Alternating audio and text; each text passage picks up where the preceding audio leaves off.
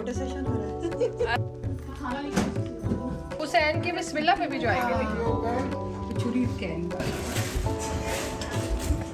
सही है, काट लो एक मिनट।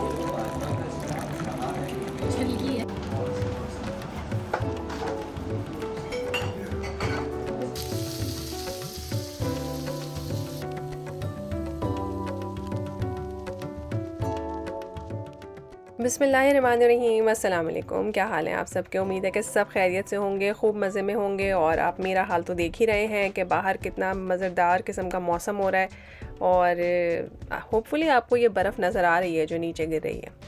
और जी, कभी आप लोगों के साथ ऐसा हुआ है कि नाश्ते में आपने बच्चों को अंडे पराठे की ऑफ़र की हो और वो आपसे मीठा पराठा मांगने लग जाए? मेरे साथ तो ज़रूर होता है। तो जी, पहले मीठा पराठा बना के दिया और यहाँ पे बन रहा है अपने लिए चाय और नमक वाला पराठा। मैं पराठा बनाती हूँ ना तो उसके अंदर नमक ज़रूर डालती हूँ, मुझे नमकीन पराठा बहुत अच्छा लगता है। और जी, ये रहा मेरा पराठा और साथ में अंडा और ये चाय। अब आप लोग कहेंगे कि ये अंडा पराठा जो है वो बेचारा कोई तवे पे रख के भूल गया था। नहीं, बिल्कुल ऐसी बात नहीं है। मुझे बहुत ही ज़्यादा कड़क पराठा अच्छा लगता है और अंडा मुझे अच्छी तरह से पका हुआ अच्छा लगता है। मुझे कच्ची जर्दी अच्छी ही नहीं लगती। तो ये मेरा फेवरेट नाश्ता है। और कुछ दिनों से मैंने डिस्कवर किया है कि दही के ऊपर चीनी जब डालते हैं और नमकीन पराठे के साथ खाते हैं तो बहुत मज़ा आता है। वैसे मैंने अपनी एक दोस्त को बताया तो कहने लगी, ज़ालिम क्या याद करा दिया, ये तो हम बचपन में करते होते थे। तो जी, सुनिए आपने मेरे कुरकुरे पराठे की आवाज़। बहुत ज़बरदस्त मैंने नाश्ता किया अल्हम्दुलिल्लाह। और उसके बाद हम आ गए किचन में और किचन में आप देख लीजिए कि अब हम खाना पकाने की तैयारी कर रहे हैं। नमक, मिर्च, हल्दी, गरम मसाला, धनिया पाउडर, ज़ीरा और जिंजर गार्लिक का पेस्ट नहीं है, मैंने ऐसे ही साबित ले लिया है क्योंकि ज़्यादा इसके साथ मेहनत करने की ज़रूरत है ही नहीं। और गोश्त आप कोशिश कीजिए विदाउट फ़ैट है तो बहुत अच्छा है। मेरे पास स्टेक्स पड़ी हुई थी, मैंने उन्हीं को अच्छी तरह से जो है वो तेल में फ्राई कर लिया ताकि उनका कलर चेंज हो जाए, पानी खुश्क हो जाए, किसी भी किस्म की जो है उनमें स्मेल ना रहे। तो फिर सारे मसाले डाल के इसको थोड़ा सा और भूनेंगे और थोड़ा सा पानी डाल के इसको प्रेशर कुक कर लेंगे। और साथ साथ पक रही है यहाँ पे मेरी ग्रीन टी। और आपको पता है कि किसी ने मुझे मैसेज किया कि आपको ये सब करने की ज़रूरत ही नहीं है, आप ग्रीन टी में पत्ती डाल के इसको अच्छी तरह से पकाइए और इसको 6-7 घंटे के लिए ढक के रख दीजिए, चूल्हा बंद करके ऑफ कोर्स, ये नहीं कि चूल्हा खुला ही छोड़ दें। तो 6-7 घंटे बाद ये खुद ब खुद पिंक टी बन जाती है, मतलब इसका कहवा जो है वो खुद ब खुद कलर निकाल लेता है। किसी दिन मैं ज़रूर ये ट्राई करूँगी, मुझे सुन के बड़ा अच्छा लगा। और जी, यहाँ पे गोश्त गल गया और आप देख लीजिए कि गोश्त का क्या स्टेटस है। वैसे तो इस रेसिपी के लिए बिल्कुल रूखा गोश्त लिया जाता है, लेकिन मैंने चूँकि हड्डी वाला गोश्त लिया था तो अब इसमें से मैं हड्डियाँ रिमूव कर दूँगी और कोई चर्बी वगैरह भी नज़र आ रही है तो आप रिमूव कर दें। उसके बाद इसे दोबारा मैं प्रेशर कुकर में डाल के हाई हीट पे रखूँगी ताकि सारा गोश्त जो है वो प्रेशर कुकर में जो जूसेस है ना उन्हें अच्छी तरह से अब्जॉर्ब कर ले। और जब वो ये अब्जॉर्ब कर लेगा ना तो इसके बिल्कुल बारीक बारीक मैंने रेशे कर देने हैं। अब आप देख लीजिए कि मैंने इसके किस तरह से रेशे किए हैं और गोश्त मुकम्मल तौर पर गला हुआ है। तो जी, इसको हम 2 डिफरेंट रेसिपी से बनाएंगे, यानी कि सेम गोश्त को हम 2 तरह से बनाएंगे। एक ये कि हमने गोश्त के 2 हिस्से करने और उसको जो है वो आधे हिस्से को हम डाल रहे हैं दोबारा से प्रेशर कुकर के अंदर, जो अब बिल्कुल ड्राई हो गया आपको नज़र आ रहा है। और थोड़ा सा जो गोश्त है उसे मैंने अलग से रख लिया है। अब आप लोग कह रहे होंगे कि ये कर क्या रही हैं, तो भाई टाइटल में मैंने कुछ लिखा था और मैंने अभी तक उसके बारे में बात नहीं की। मेरे मियाँ को अपने घर में बनने वाली बीफ जलफ्रेज़ी बहुत याद आ रही थी, तो जब उन्होंने मुझे कहा कि हम बीफ जलफ्रेज़ी खाते थे तो मैंने कहा जो रेसिपी मुझे बताई जा रही है वो जलफ्रेज़ी की तो होती नहीं है। लेकिन मेरा ख्याल है बचपन में जो है वो जब रेसिपीज़ घर में बनती हैं तो अम्मियों ने, बहनों ने बुक से, नावल से, रिसालों से या कोई टीवी शो से देखी होती है वो। अब वो जिस नाम से भी उसमें छपी होगी उसी नाम से वो अब तक कंटिन्यू है। तो बहरहाल ये बन रही है कि बीफ जलफ्रेज़ी। और बीफ जलफ्रेज़ी 2 तरह से इसलिए बन रही है कि मेरे मियाँ का कहना ये था कि इस बीफ को जो है वो मैं बिल्कुल सख्त होना चाहिए, वैसे ही खाना पसंद करूँगा। मैंने सोचा मेरी औलाद तो नहीं खाना पसंद करेगी, तो मैंने क्या किया कि जब बीफ के रेशे कर लिए तो उसके 2 पार्ट कर लिए। एक पार्ट ये रहा जिसके अंदर मैंने, देख लीजिए क्या हो रहा है, टमाटर डाल दिया है, थोड़ा सा ब्राउन प्याज डाल दिया है और इसमें दोबारा से जो है ना थोड़ी सी नमक, मिर्च, भुना हुआ ज़ीरा, भुना हुआ धनिया, उसका एडिशन किया है। तो ये देख लीजिए, जैसे ही टमाटर का पानी खुश्क हुआ इसमें धनिया, हरी मिर्च डालें तो एक तरह से बीफ तैयार हो गया है। मैं एक दावत में गई थी और वहाँ पे इस तरह का बीफ़ जो है ना उन्होंने सर्व किया था, तो काफ़ी मैसेजेस आए थे कि आपकी दोस्त ने जो ये बीफ़ बनाया है ड्राई बीफ़, वो हमें बनाना सिखाएं। तो ये बीफ़ तो बिल्कुल वैसा ही बन गया। और जी यहाँ पे 1 टीस्पून तेल में जो है वो मैं बीफ़ को मीडियम हीट पे जो है वो फ्राई कर रही हूँ। जैसे मेरे मियाँ को कुरकुरा बीफ़ चाहिए था, बीफ़ जलफ्रेजी जिसको वो कह रहे थे, तो मैंने सोचा कि उनकी फरमाइश के मुताबिक इसको तैयार कर दिया जाए। और वो कह रहे थे कि इसको जो है वो हम मटर, तले हुए मटर और फ्रेंच फ्राइज़ के साथ सर्व करते थे। तो जी मैंने सोचा कि अगर मैं आज सारे अरमान पूरे कर ही रही हूँ अपने मियाँ के, तो ये भी ना रहने दूँ। तो देख लीजिए कि कितना कुरकुरा बीफ़ हो गया, ये अच्छा खासा ड्राई हो गया था। मतलब मेरे बच्चे जो है ना वो इसको आराम से नहीं चबा सकते। तो मेन कॉन्सेप्ट ये है इस बीफ़ का कि इसके साथ दाल होनी चाहिए और चावल होने चाहिए। तो जब दाल इसके ऊपर डलती है तो ये बीफ़ खुद ब खुद नरम हो जाता है। और यहाँ पे जी चाट मसाला, भुना हुआ ज़ीरा, भुना हुआ धनिया, चिली फ्लेक्स, नमक, और अगर आप चाहें तो लाल मिर्च डाल दें, वरना ज़रूरत नहीं है। तो इसको जो है वो मैंने मटर में शामिल कर दिया है। थोड़ा सा पानी, थोड़ा सा लेमन जूस, ये डाल के आप इसे थोड़ी देर ढक के पकाएंगे तो मटर ज़बरदस्त किस्म के फ्राई हो जाएंगे। और ये रहा तला हुआ गोश्त या फिर बीफ़ जलफ्रेजी, जिसको मेरे मियाँ बहुत याद कर रहे थे।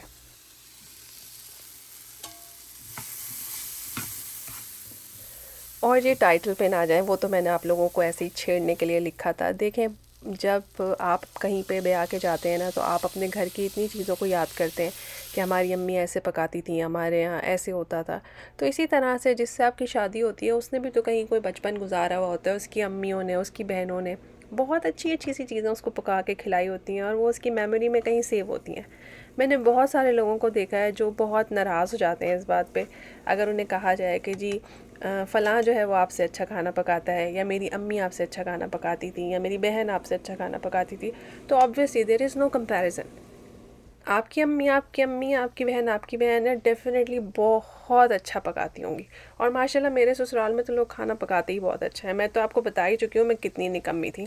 ये देख लीजिए जी, यहाँ पे दाल भी तैयार है और साथ में मैंने निहारी चढ़ाई हुई थी पकने के लिए, क्योंकि निहारी की रेसिपी मैं पहले भी दे चुकी हूँ 2-3 दफ़ा। तो मैंने सोचा इसकी ज़रूरत नहीं है, तो निहारी में बस आटा डाल दिया है। इस वीडियो को यहाँ पे दिखाने का मकसद ये है कि बाज़ूकात निहारी के लिए जो आप आटे का एक घोल सा बनाते हैं, स्लरी बनाते हैं, तो वो बच जाती है। तो आप क्या करते हैं, जब गाढ़ा हो गया है ये, तो फिर जो एक्स्ट्रा स्लरी है उसका आप क्या करेंगे? तो अमूमन ये करते हैं कि उसे फेंक देते हैं। यकीन माने बहुत अरसा शुरू में जब मैंने कुकिंग स्टार्ट की थी तो मेरे से भी गलती होती थी, मुझे समझ ही नहीं आता था इतने पतले आटे का मैं क्या करूँ, मैं फेंक देती थी। अब मैंने उसकी एक ट्रिक सोची है कि मैं उससे जो है आटा गूंद लेती हूँ। कैसी मज़े की बात है ना। तो अगर आपके पास वो स्लरी बची हुई हो तो आप उससे आटा गूंद लें।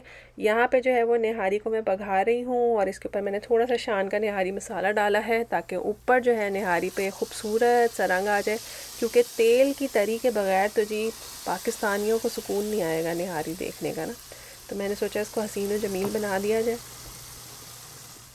और यहाँ पे जो बची हुई देखें स्लरी है ना, उसको मैंने आटे में डाल दिया। और आटे में हमेशा दुरूद शरीफ पढ़ के थोड़ा सा जो है वो कलौंजी को ज़रूर इस्तेमाल किया करें, ताकि जो है वो कलौंजी रोज़ आपके इस्तेमाल में रहे। जब हदीस में है कि इसमें शिफ़ा है तो बस है इसमें शिफ़ा, बिल्कुल यकीन कामिल के साथ इसको इस्तेमाल करें। और बच्चे इसको बड़े आराम से खा लेते हैं रोटी में, उन्हें पता भी नहीं चलता कि इसके अंदर कलौंजी है ना। मज़ेदार ट्रिक कलौंजी खाने की। तो आप ऐसे रोज़ किया करें और दुरूद शरीफ पढ़ना बिल्कुल ना भूलें। तो जी बस हमने जो है वो बहुत काम कर लिया आज की तारीख़ में और इंतहा से ज़्यादा थक गए, और नमक काली मिर्चें छिड़क छिड़क के जो है वो मियाँ के सामने इसको पेश कर दिया और बच्चों को बहुत पसंद आया और बच्चों को मेरा वर्जन पसंद आया। अब आप देख लेना, बच्चे अपनी माँ का पकाया हुआ खाना जो है ना वो ज़्यादा पसंद करते हैं। तो बस आपकी मर्ज़ी है, आप चाहें तो इसको इस तरह से बनाइए या फिर चाहें तो उस तरह से क्रिस्पी बनाइए जैसे कि मेरे मियाँ को पसंद है। तो हर किसी को जो है ना वो अपनी माँ के पका हुआ खाना जो है ना वो अच्छा ही लगता है। तो हमारे घर में जो है वो ये वाला वर्जन हिट हो गया है। मेरी औलाद को तो ये बहुत पसंद आया है। आप भी ज़रूर बनाइएगा और ये बड़ा मल्टीपर्पज़ हो सकता है। आपको पता है आप इसे सैंडविचेस में बना के दे सकते हैं, इसके पराठे बना सकते हैं, इसके रोल बना सकते हैं। Good idea.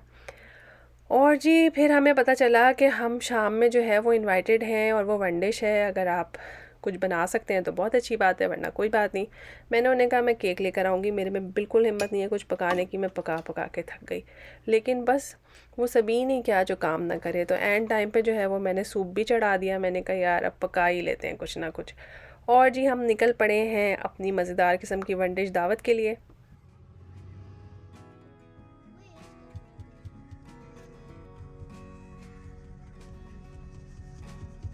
I want to see if the snow falls off. Good boy. But then the window might break. मैं बेसमेंट में वॉइस ओवर कर रही हूँ और ऊपर बच्चे आ गए हैं स्कूल से और धमाके हो रहे हैं ज़ोर ज़ोर से जूते उतारने के। आपको शायद आवाज़ आ रही होगी। तो जी सूप तो बना लिया था, लेकिन चूँकि मैंने केक का प्रॉमिस किया था तो इसलिए मैंने सोचा केक भी ले लें। और हम पहुँच गए हैं और बहुत सर्दी हो रही है इस दिन, मैं आपको बता नहीं सकती।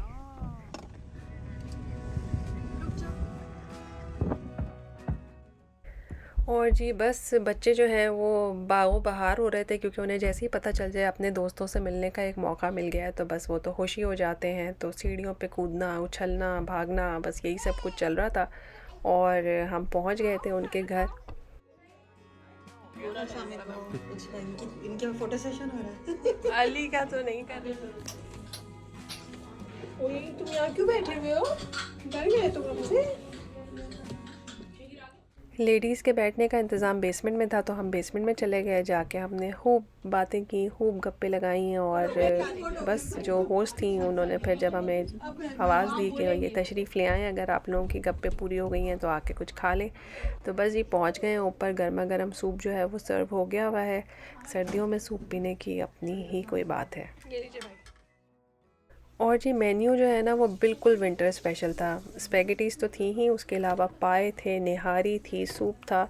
बस हर चीज़ जो है ना वो बहुत ही सर्दियों के हिसाब से थी और बड़ी ही मज़ेदार थी। तो एक तरफ तो मैं नान गरम कर रही थी और यहाँ पे देखिए कितना ज़बरदस्त किस्म का अफ़गानी नान आया है। जब हुसैन की बिस्मिल्लाह की वीडियो मैंने शेयर की थी, मैंने आप लोगों को बताया था कि मैं नान की जो है ना वीडियो कैप्चर करना भूल गई हूँ। तो देख लीजिए कितना बड़ा नान था ना। तो इस बहुत मज़ेदार नान होता है और अगर आप इसे फ्रीज़ कर देते हैं ना तो आप इसे 10-15 दिन तक जो है वो खा सकते हैं। थोड़ी सी देर माइक्रोवेव कीजिए, ज़बरदस्त किस्म का जो है ना फ्रेश हो जाता है। तो यहाँ पे हज़रातों मेरी तो उर्दू ही इस वक्त जो है ना फ्लैट हो गई है। तो जो हज़रात हैं वो वहाँ पे अपनी महफ़िल जमा के बैठे हुए थे और जी खाना सर्व हो गया। मैंने कहा जल्दी से इसकी एक वीडियो ले लूँ, अदरवाइज़ जो है ना फिर जैसे ही अटैक होगा ना तो बस फिर आपको ये डेकोरेशन नहीं मिलेगी। और सुनाएं आप लोगों को जो है वो आज की वीडियो कैसी लगी और आपको मेरा वर्जन अच्छा लगा बीफ जलफ्रेज़ी का या मेरे हस्बैंड का, ज़रूर बताइएगा। और आप लोग जो है वो सर्दियों में क्या स्पेशल डिशेस बनाते हैं इसके बारे में भी आपने मुझे बताना है। और आप मुझसे क्या चाहते हैं कि मैं आपके साथ क्या शेयर करूं, ताकि मैं भी तो कोई नई चीज़ सीखूं। तो बस मैंने पिछले व्लॉग में जो कश्मीरी चाय की रेसिपी बताई थी, बहुत लोगों ने उसको अप्रिशिएट किया, बहुत मज़ा आया। और यहाँ पे हम बहुत मजाक कर रहे थे कि बादाम के साथ इतनी मोहब्बत क्यों कर रहे हैं, एक थैली में डाल के इसको कुट कुट कुट कुट कुट तोड़ क्यों नहीं लेते। लेकिन जो हमारी होस्ट हैं वो बड़ी सुगढ़ खातून है, उन्होंने जो है वो टी बैग से कश्मीरी चाय बनाई। यकीन माने मेरा तो खून ही जल गया। मैंने कहा आप सोचें कश्मीरी चाय बनाने के लिए मैं इतनी एफ़र्ट कर रही हूँ और मैं इतनी वीडियोज़ बना रही हूँ और यहाँ पर उसका शॉर्टकट अवेलेबल है। लेकिन मैं आपको एक बात बताऊं, शॉर्टकट का कलर बहुत खूबसूरत पिंक था, लेकिन उसकी जो है ना सीरत उतनी अच्छी नहीं थी। यानी कि चाय की पत्ती का जो है ख़ास टेस्ट होना चाहिए ना, वो उसके अंदर नहीं था। लेकिन बहरहाल आसानी से अगर बन जाए तो क्या मज़ायका है। तो मैंने उनसे कहा कि मुझे भी ये वाले जो है ना टी बैग चाहिए।